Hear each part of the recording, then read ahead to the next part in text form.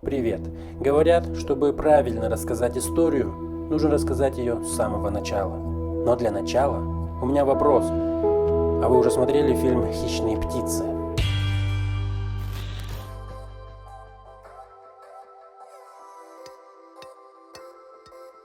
Наша бедная девчонка Харли рассталась с Джокером.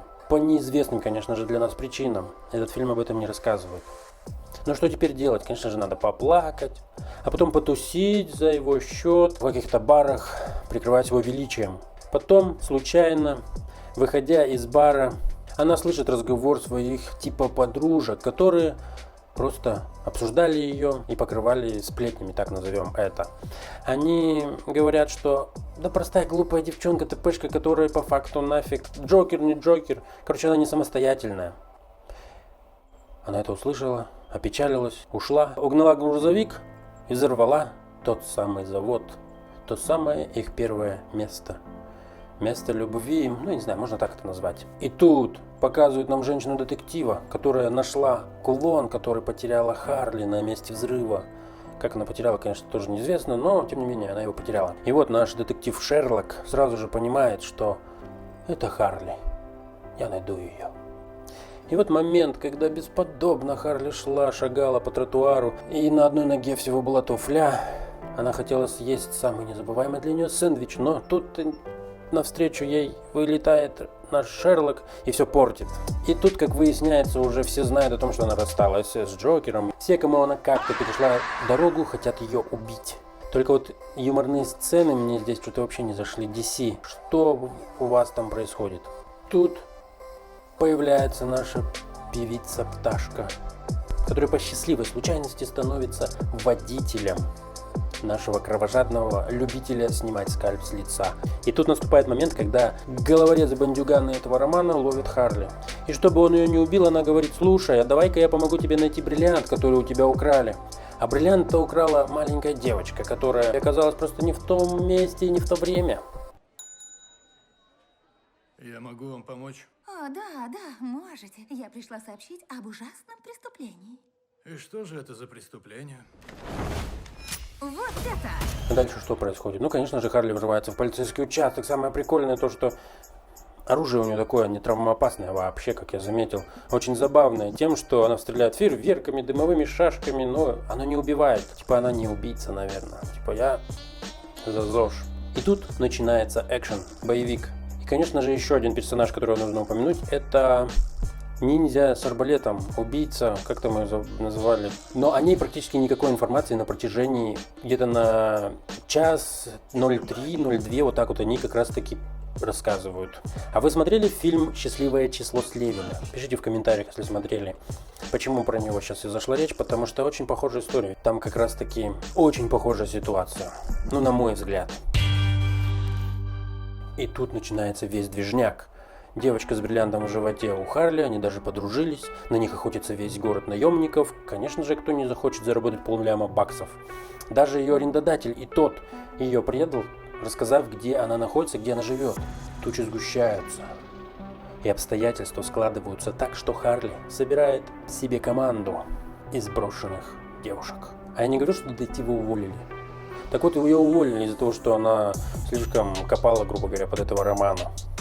Там причины точные не описываются, по какой причине ее уволили, потому что там купленные копы. Мне как больше показалось, что это из-за того, что она переступала некую черту дозволенности, поэтому ее уволили. Хотя где-то я слышал в каких-то обзорах, не помню где, что из-за того, что она копает под главного бандюгана, ее уволили. Я этого не очень заметил по сюжету. Далее история про певицу. Эта певица стала водителем, и эта девочка с бриллиантом хорошо друг друга знают. И чтобы не убивать эту маленькую девочку, она предает Романа. Роман это узнает, но это чуть-чуть позже. Сейчас все направляются к тому месту, чтобы забрать эту девочку с бриллиантом. А то есть Харли договорилась с Романом, что она передаст ему девочку взамен на то, что он сделает так, чтобы отстал от нее весь город. Потому что ее все хотят убить, потому что она там дорогу-то до хера кому перешла, такая вся хитрая помощница, подруга Джокера.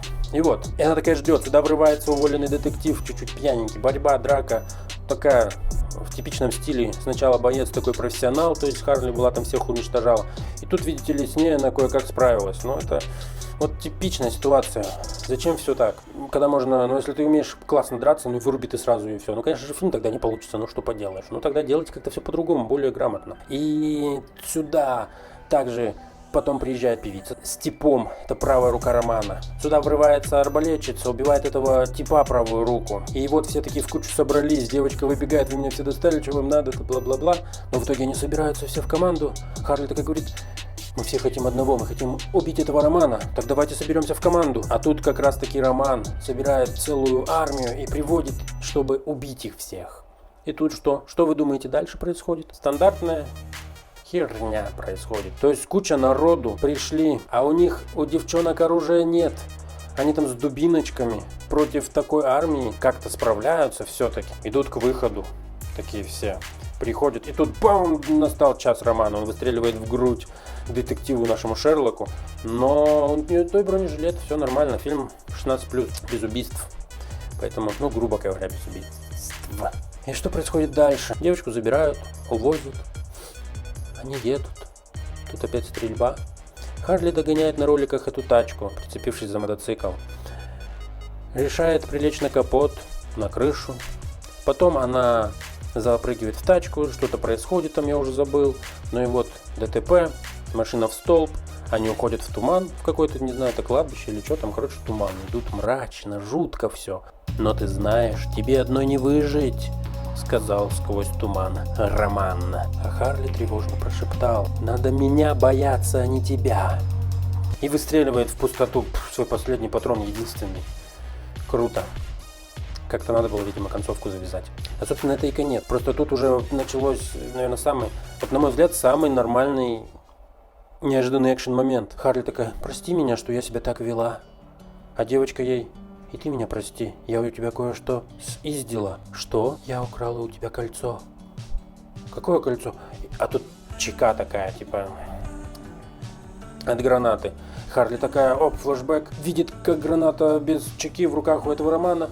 Девочка отпрыгивает от него, Харли ему на шею залазит, она его и с моста скидывает, и просто. Да, это был вот это самый эффектный, забавный момент на протяжении всего фильма, ну, на мой взгляд.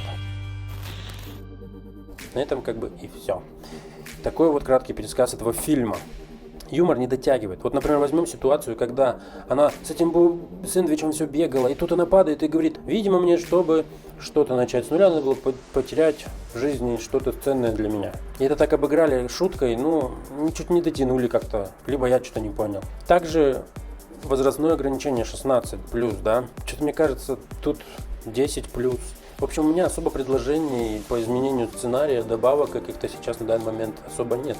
Если у тебя есть что-то, свои какие-то мысли, да, ну, пиши в комментариях, разберем, обсудим, подумаем. Возможно, в сценарии не хватает какой-то более запутанности, когда развязка в конце, ситуацию жанров триллер, когда путаница, и ты такой думаешь, как вообще это происходит, а почему так вот все, а потом ты в конце: так вот оно, как это все было. Тогда это очень круто, на мой взгляд.